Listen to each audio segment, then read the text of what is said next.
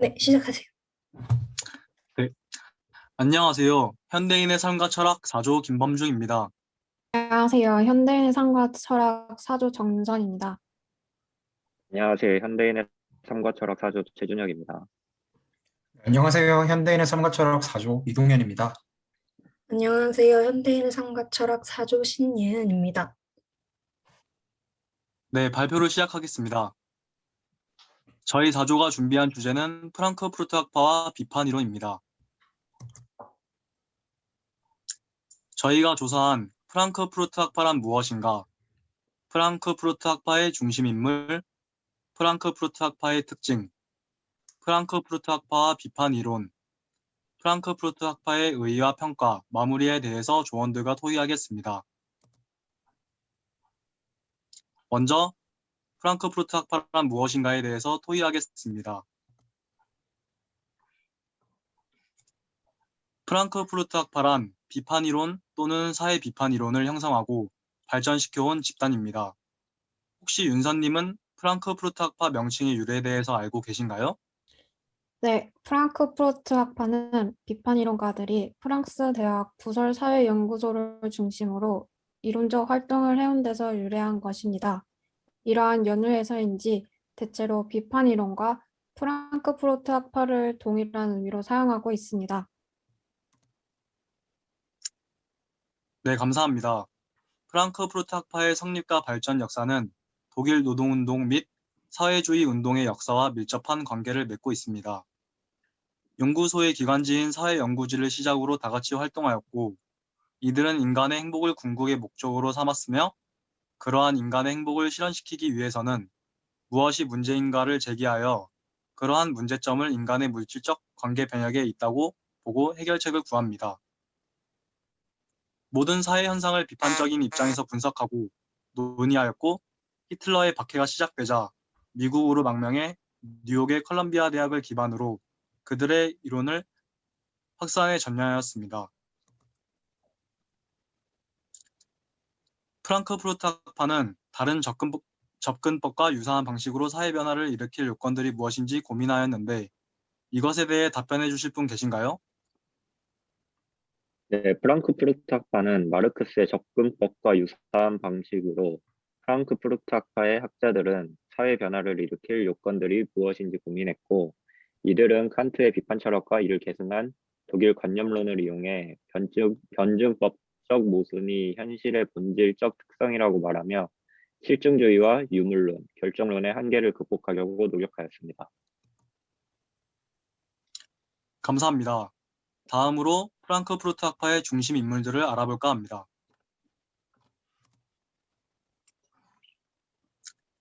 중심 인물에는 테오도어 아도르노, 막스 호르크하이머, 헤르베르트 마르쿠제, 발터 베냐민, 에리 프롬 등이 있습니다. 혹시 여러분들 여기서 들어본 학자 이름이 있을까요? 네, 그럼 동현님이 알게 된 경험을 들어보겠습니다. 저는 고등학교 2학년 때 이제 사회탐구 선택 과목에서 생활과 윤리라는 과목을 수강했었는데 거기서 아도르노랑 예리히 프롬을 접해봤습니다. 그렇군요. 저도 몇 명의 학자는 들어본 듯하여 낯설지만은 않습니다. 이제 그럼 먼저 테오도어 아도르노를 소개하겠습니다. 아도르노는 학파 안에서 호르크하이머와 양대지주로 자리를 잡고 있었습니다. 호르크하이머가 관리자라면 아도르노는 이론가로서 역할을 임하였습니다. 그 외에도 철학, 사회학, 문학, 미학, 음악 등 다양한 분야에서 방대한 저작을 남겼습니다. 남긴 저작들은 총 20권으로 이루어져 있고 그 중에 8권을 음악에 할애할 정도로 음악에 대한 관심이 높았습니다. 아도르노에게 음악이란 인식과 사유의 출발점이자 종착점이었습니다. 예은님은 아도르노가 음악에 대해 이런 생각을 갖고 있는 이유를 알고 계신가요? 알고 있다면 설명 부탁드립니다. 그 이유는 전위적인 음악이 문화 산업에 의해 왜곡된 사회 질서를 넘어설 가능성을 열어주기 때문입니다. 그렇습니다. 그리고 아도르노의 음악 예술의 입장을 알려드리자면 아도르노는 예술을 상업화시키는 것에 대해 반대하는 입장이었습니다. 이유는 예술의 질적을 저하시키고 자율성을 훼손시킨다고 생각했기 때문입니다. 아도르노는 1996년에 나온 부정의 변증법 또는 계몽의 변증법이라는 책을 자신의 주저로 여겼고 이 제목을 비판 이론과 동일시했습니다. 그는 이 저서에서 동일시하는 사고를 비판하고 비동일적인 것의 철학을 제시하고 있습니다. 두 번째 인물은 막스 호르크하이머입니다. 그는 철학자로서 교육을 받았지만 사회과학에 대한 광범위한 지식은 학파의 발전에 결정적인 역할을 하였습니다. 그리고 마르크스주의에 대하여 결정론적이고 실증주의적인 해석을 내렸던 제2, 제3 인터내셔널에 대해 비판하는 입장이었습니다. 왜냐하면 마르크스주의에 대한 철학적, 정치적 부활은 바로 그의 연구의 중심이었기 때문입니다. 그러면 동현님이 마르크스주의가 무엇인지 설명 부탁드립니다. 네, 그 마르크스 주의는 마르크스와 엥겔스에 의해서 기초가 다져지고 또한 그들의 사상에서 출발 그리고 전개되었던 사상, 학설 등을 통틀어서 이루는 말입니다. 그리고 과학적 사회주의라고도 합니다. 그 이론적인 기초를 이루는 주요한 것은 그 철학 영역에서의 변증법적 유물론 내지 사적 유물론, 경제학 영역에서의 이른바 마르크스 경제학 자본론을 중심으로 하여 자본주의 사회의 내부 구조와 운동 법칙에 대한 분석 그리고 이러한 철학적, 사회과학적인 이론의 기초를 두고 있는 과학적 사회주의의 주장인 노동자 계급을 주체로 한 사회주의 혁명과 그 사회 건설에 관한 이론을 말합니다. 그렇군요. 이런 마르크스주의에 반대되는 사상이 있는데요. 그것은 자본주의입니다. 자본주의의 모순을 보고 비판하였습니다. 막스 호르크하이머의 중요한 업적으로는 비판 이론의 철학적 근거를 둔 것입니다. 경험주의와 실증주의 비판, 도구적 이성의 기원과 본질에 대한 분석, 현대 문화의 상품화에 대한 설명 등을 남겼습니다. 그리고 아도르노의 계몽의 변증법을 공동 집필하였습니다. 세 번째 인물은 헤르베르트 마르쿠제입니다. 마르쿠제는 학파에 속하는 해결학자이자 현대사회에 대한 유토피아적 비판자로서 알려져 있지만 그의 학문의 출발점은 현상학, 특히 프라이부르크에서 사사한 하이데거에 있습니다. 여기서 현상학이란 무엇일까요?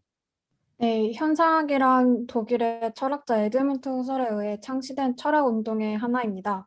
현상학은 세계와 그 내부의 다양한 실제적 또는 상상적인 대상의 존재를 세계가 그러한 것으로서 우리들에게 나타내고 있는 현상 그 구조를 통하여 연구하는 학문입니다. 그렇군요. 그러면 현상학을 에드문트 후설이 창시하였다고 하는데 후설에 대해 짧게 소개 부탁드립니다. 네, 후설은 독일의 관념론 철학자이자 앞서 말한 현상학파를 창설하였습니다. 괴팅겐 프라이부르크 대학의 교수이고 그는 철학을 엄밀히 규정된 과학으로서 과학적 지식에 관한 순수 논리학을 만들어내려고 시도하였습니다. 그는 존재로부터도 개인으로서의 구체적인 주관으로부터도 분리된 순수 의식의 탐구를 실시하여 현상학을 제창하였습니다. 이것은 니콜라이 하르트만의 비판적 존재론이나 미국 및 영국의 신실제론에 영향을 주었고 한편으로는 하이데거, 사르트르의 실존주의의 기초가 되었다고 합니다. 네, 감사합니다. 다시 마르쿠제를 소개해드리면 그는 20세기 후반의 정치적 좌파에 대한 강력한 영향력을 가진 사상가였습니다. 그리고 헤겔, 마르크스, 프로이트의 연구가로서 또는 고도산업사회의 비판적 이론가로서 1960년 후반의 세계적 규모의 학생운동의 긍정적 이데올로기로서 평가를 내리는 학자였습니다.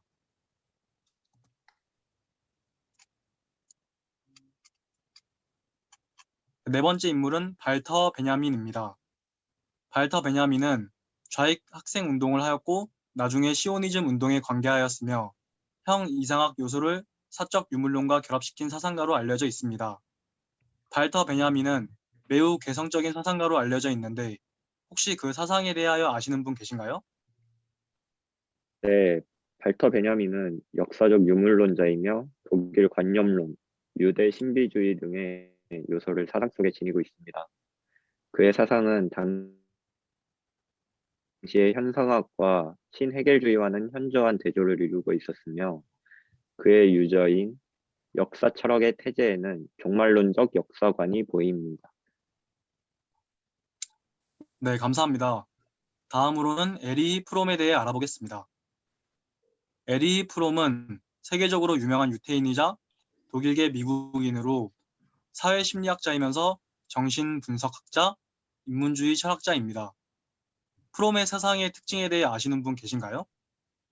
네, 프롬 사상의 특징은 프로이트 이후의 정신분석 이론을 사회 정세 전반에 적용한 것에 있습니다. 인간과 사회적 환경과의 관계에 주목하였고, 인간의 욕망에서 비롯된 개인과 사회 간의 갈등에 중점을 둔 논문들을 발표하였습니다. 인간의 악덕은 재반사회 조건을 개혁함으로써 감소시킬 수 있다고 보았으며, 인본주의적 공동체적 사회주의의 실현을 주장하였습니다. 이러한 사상의 특징을 가진 프롬에 따르면 인간은 자신의 생물학적 성장이나 자아실현이 방해될 때에 일종의 위기 상태에 빠지고 이러한 위기는 인간에 대한 공격성이나 사디즘, 마조히즘 및 권위에 대한 복종 또는 자신의 자유를 부정하는 권위주의로 빠지게 되었습니다. 이러한 위기에서 벗어나기 위해 프롬은 자아를 실현하는 생활이 그 수단이 될 수 있다고 하였습니다. 네, 감사합니다.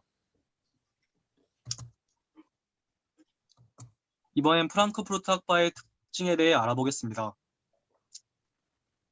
혹시 프랑크푸르트 학파의 가장 큰 특징에 대해 설명해 주실 분 계신가요? 네. 저는 비판 이론이라고 생각합니다. 그 프랑크푸르트 학파의 특징에는 비판 이론이라는 것이 있는데, 과도한 근대적 이성, 계몽, 테크놀로지, 관료제의 성장, 인간 주체, 비이상적 성장, 비판 정신의 소멸과 과잉 산업화를 비판한 관점에서 파악하는 것입니다. 프랑크푸르트 학파 이론의 핵심은 헤겔과 마르크스의 유산인 변증법을 부정하는 부정변증법이라는 개념 체계였고, 시대적 문제의식은 혁명은 해야 하는가? 해야 하는가? 였습니다. 인간의식 구조, 성격 구조가 경제 조건에 의해 직접 결정되는 것이 아니라며 마르크스주의의 수정을 시도하였습니다. 네, 감사합니다. 그럼에도 불구하고 억압받는 대중이 왜 억압에 침묵하고 동조하는지 의식의 문제로 파악하였는데 그러한 문제점에는 러시아에서 성공한 혁명이 유럽에 퍼지지 않았다는 점과 파시즘의 등장, 마지막으로는 유럽 제국의 정치적 안정성에 대한 의문등이 있습니다. 그렇다면 여기서 등장하는 파시즘이라고 하는 것은 무엇일까요? 파시즘은 자신의 이익만을 추구하고 다른 것들을 배제시키고 억압하는 게 파시즘이라고 알고 있습니다. 파시즘은 자신들의 집단을 우월하게 생각하면서 반대자들을 배척시켜버립니다. 이들은 유대인들을 자신과 다르다며 열등한 존재로 적대시하기도 했습니다. 이와 같이 프랑크푸르트 학파는 자기 성찰을 잃어버린 이성을 비판하며 현재의 계몽은 퇴보의 역사라고 생각했습니다. 프랑크푸르트 학파는 소외의 문제를 근대사회 대중이 처한 문제적 환경에 오는 병리적 현상으로 접근하였으며 정신분석학과 미국 사회학의 방법을 결합시켜 실증주의와 유물론의 한계를 극복하려고 노력하였습니다. 네, 감사합니다. 다음으로는 자본주의 심화로 인해 사회의 변혁 조건은 무르익은 데 비해 사회를 변혁시키는 인간은 객체의 진행 정도를 따라가지 못하는 이데올로기에 강력한 힘이 작용했다는 것입니다. 프랑크푸르트 학파는 문화의 역할에 큰 기대를 가졌는데 소외와 의식의 왜곡을 치유가 가능한 변편의 인식으로 생각했으며 진정한 예술은 사회에 대해 자율성을 강조하였습니다.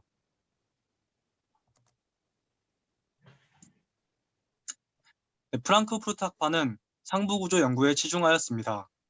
프랑크푸르트 학파는 서구 마르크스주의로부터 영향을 받은 학파였기에 마르크스주의와 단절이 아닌 변형을 꾀하였으며 마르크스주의를 분석하고 비판하였고 구성원들은 이론의 독립성과 자율성을 강조하였으며 혁명적 지식운동으로 자임하여 노동운동이나 정당운동과는 연결되지 않았습니다. 프랑크푸르트 학파의 관심은 어디에 집중되어 있는지 답변해 주실 분 계신가요? 네, 제가 답변하겠습니다. 프랑크푸르트 학파의 관심은 어떻게 이데올로기가 주체의 완성을 막는지에 대한 관심이 있었으며, 이데올로기가 비판적 정신과 부정성의 정신마저도 자본주의 편으로 이끄는지 분석하였으며, 예술의 비판적 기능은 완전히 소멸했는지 관심이 있었습니다.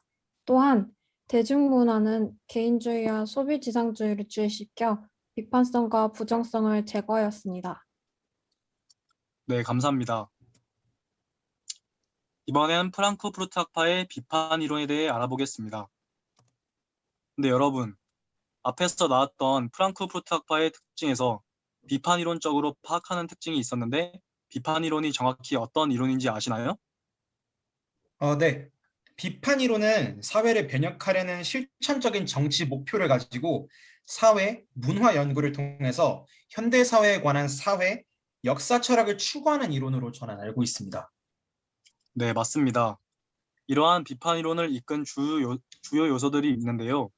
먼저 해결적 의미의 변증법적 역사관을 통해 현대를 스스로 소외된 개인들의 갈등의 역사로 승인되지 않은 지배 형태로 파악하였다는 것. 그리고 마르크스주의 정치 경제학으로서 자본주의를 비판하고 이를 통해 전 세계적 경제 위기와 전쟁, 그로 인한 첨예화한 착취와 노동계급의 계급투쟁, 문화, 법, 과학 등 이데올로기의 타락이 빚은 자본주의 생산 양식의 자기 붕괴를 분석하였다는 것입니다. 그리고 프랑크푸르트 학파는 프로이트의 정신 분석학에 도움을 받아들였는데요. 이 부분에 대해서 설명해 주실 분 계신가요? 네, 프랑크푸르트 학파는 프로이트의 정신 분석학에 도움을 받아들여 부르주아 및 프롤레타리아 가족에 미치는 사회 갈등과 문화 왜곡의 부작용, 직업 세계와 정치 여론을 통해 아버지 우상에 대한 권위적인 교육 강제를 분석하였다는 것입니다. 이러한 세 가지 요소가 비판 이론을 이끌었는데요. 계몽과 이성의 해방적 관심은 이와 같은 사회관계를 거부했습니다. 그리고 이러한 시도는 비판 이론의 소수들이 연대하여 억압적 사회관계와 지배적 허위의식의 비판적, 실천적으로 대처하는 것을 목표로 삼았습니다. 네, 감사합니다. 앞에서 말했던 것처럼 비판 이론 또는 사회 비판 이론을 형성하고 발전시켜온 집단을 프랑크푸르트 학파라고 자칭하는데요. 이 프랑크푸르트 학파가 발전의 기반으로 삼았던 기구인 사회연구소의 건립에는 당시에 여러 시대 상황들이 영향을 미쳤는데 혹시 아시는 분 계신가요? 네, 그 당시에는 여러 사건들이 있었는데 러시아의 볼세비키 혁명, 동유럽의 사회주의 혁명, 독일에서의 사회주의 혁명의 실패와 같은 사건들이 가져다주는 시대적 성격은 좌익 지식인들이 마르크스주의를 재평가해야 한다고 생각하겠고, 새로운 시대에서 마르크스주의를 이론과 실천의 두 가지 관계에 입각해 새로운 이론 체계로 바뀌어야 할 위치에 서게 했습니다. 이러한 이유로 인해서 서구 마르크스주의를 알려져 있는 것보다 더 광범위한 상운동의 한 유파를 형성하게 했습니다. 네, 감사합니다.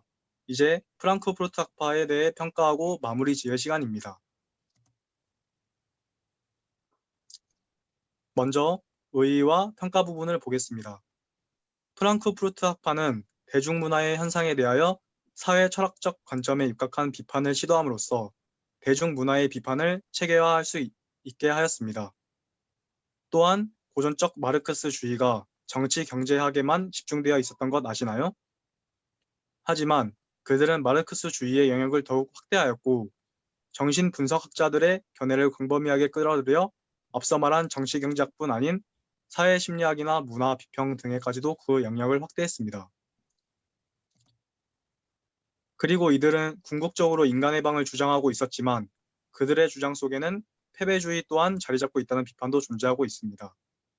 현대 자본주의 사회에 모든 인간이 얼마나 함몰되어 가고 있는가를 설명하면서 그것을 극복해야 한다고 얘기하고는 있지만 고전적 마르크스주의는 서구 사회에서 실현될 수 없음을 암묵적으로 인정했다고 할 수 있습니다.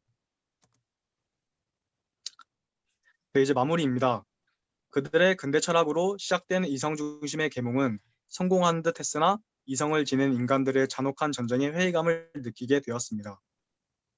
현상학과 실존주의는 이런 고전적이고 보편적인 이성을 비판했고 프랑크푸르트 학파는 제 기능을 발휘하지 못하고 도구적 이성을 비판했습니다.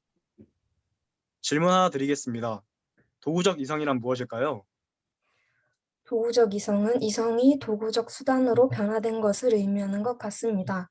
자본주의 사회의 합리화의 기계화가 이성 사고를 지배하고 그 사고작용까지도 기계화와 분업화가 되어 인간의 이성은 결국 도구적 이성으로 수단화되며 형식화되는 것을 말합니다. 프랑크푸르트 학파는 인간이 지배하던 기계와 합리적으로 보였던 체계가 다시 인간을 지배하는 것으로 변질되는 과정을 비판하는 것입니다. 네, 감사합니다. 비판 이론은 현대의 생존 위기와 사회적 위기를 지적할 수 있는 위기 철학으로 볼 수 있는데요. 도구적 이성의 지적과 같은 이 위기를 극복하기 위한 여러 진단과 경고를 준다는 점에서 그렇게 볼 수 있습니다. 이러한 의미에서 프랑크푸르트 학파의 이론은 현대 우리 시대와 인간 자신을 되돌아보는 계기를 준다는 중요한 의미를 지닌 것 같다고 생각이 듭니다. 마지막으로 조언의 발표 소감이 있겠습니다. 알겠습니다.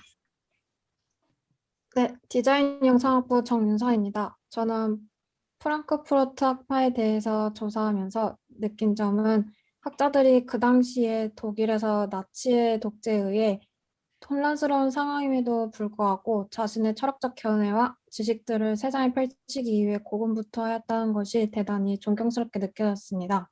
그리고 더 나아가 학파를 중단하지 않고 이어가기 위해 미국으로 건너가서 활동하는 학자들의 열정이 보였습니다. 저는 고등학생 때 배운 생활과 윤리 교과목 안에서의 지식들은 짧은 지식에 불과하다는 것을 알았으며 철학에는 서로 연결고리가 있고 계속적으로 파생된다는 것을 알게 되어 뜻깊은 이론 조사였습니다. 감사합니다. 정사학부 최준혁입니다. 발표 준비를 통해 프랑크푸르트 학파라는 것을 처음 들어보고 조사를 했는데 새롭게 알게 된 내용도 많고 조사하다 보니 어디서 들어본 듯한 내용도 있어서 즐거운 마음으로 조사했습니다. 팀원분들도 다들 열심히 해주시고 소통도 잘 해주시는 덕분에 수월하게 팀 활동을 할 수 있었던 것 같습니다. 네, 경찰학부 유동현입니다. 우선 발표 영상을 녹화를 하면서 말이 좀 꼬였던 게 좀 많이 아쉽습니다. 그리고 저는 사실 철학에 대해서는 굉장히 무지했습니다. 이제 아무것도 모르는 상태에서 이제 조별 과제를 해야 돼서 조금 처음에 막막했었는데 이제 교수님이 좋은 설명이랑 수업해 주시고 그리고 조원분들과의 협업 덕분에 이제 막 철학에 대해서 첫 걸음을 내디딜 수 있었습니다. 아마 수업이나 과제 때문이 아니더라도 앞으로도 철학에 대해서 좀 공부를 할 수 있는 기회가 생길 것 같습니다. 저는 사회복지학부 신예은입니다. 저는 발표를 통해서 표면적으로만 알고 드라마만 봤던 프랑크푸르트 학파의 학자들을 깊게 탐구하며 여러 논문도 읽어보고 영상도 보면서 철학에 대해 약간 조예가 깊어진 것을 느껴졌습니다. 그리고 시간이 된다면 계몽의 변증법에 대해서 더 많이 알아보고 싶고 조원들과 협업하면서 좋은 활동을 할 수 있었던 것 같습니다. 네, 관광학부 김범중입니다. 저는 이번 발표를 준비하며 프랑크푸르트 학파처럼 비판 이론을 대표하여 문화를 바꿔나갈 수 있다는 것이 신기하였습니다. 조원들과의 소통도 원활하여 발표 준비를 하는데 큰 어려움이 없었던 것 같습니다. 감사합니다. 지금까지 프랑크푸르트 학파란 무엇인가에 대해서 발표한 사조였습니다. 발표에 경청해 주셔서 감사드립니다.